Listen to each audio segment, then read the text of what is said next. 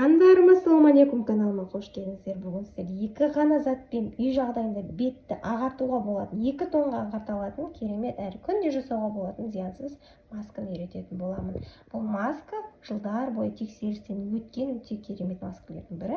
Бетіңізді бір күнде жақсы ағартады, жұмсартады, нәрлендіреді, әжімдерін тегістейді.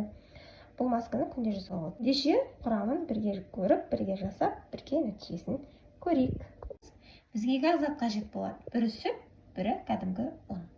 Бұны көз айналасына жағуға да болады қандар, өйткені көз айналасындағы тер өте жұқа болғанымен біздегі кәдімгі ұн өте жұмсақ болып келеді де, көз айналасына да, мойнына да жаға беруге болады.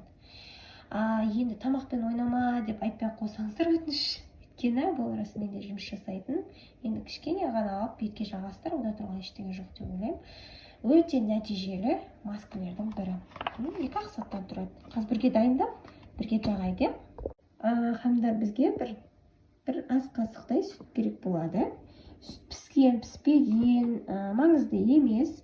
Бұлай сұрайтындарыңыз да бар, соған жауап беріп жатырмын. Енді осы көлемде ұн қосамыз. Біздің сүтіміз кашаобразный, яғни бетімізге жағуға ыңғайлы болу керек. Как крем сияқты. Соғанша қосамыз.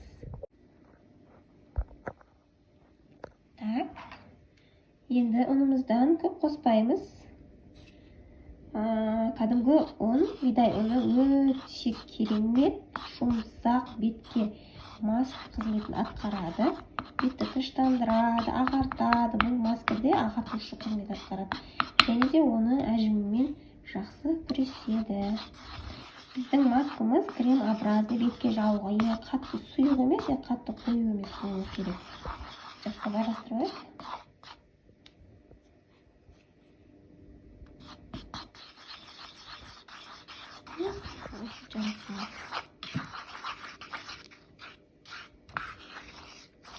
Мен қаңдар бар болғаны осы екеуін араластырып, осындай кремообразный келтіреміз. Үйіңіздегі анаңыз болсын, енеңіз болсын, әпкеңіз болсын, бірге жағып 20 минут күтіп жуып тастайсыздар.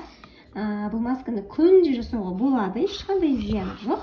Күннен күнге ағарасыздар. Қазіргі күзгі уақытта өте таптырмайтын маска бетіңізді ағартады. Одан кейін күйіп кету қаупі жоқ.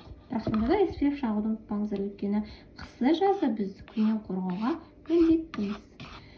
Қазір осы масканы бетімізге жағып, 20 минут ұстап, артынан жуып тастаймыз. Бұны түнгі уақытта жасауға кеңес беремін қамдар. Түнде жағыңыздар, азында бетіңіз өте керемет қалыпқа енетін болады. Хандар, бұл масканы міндетті түрде жасап көріңіздер, ешқандай зияны жоқ, күнде жасауға болатын керемет ағартушы маска. Жасап нәтижесін комментарийде бөлісіп, менің каналыма тіркеліп, лайк басуды ұмытпаңыздар.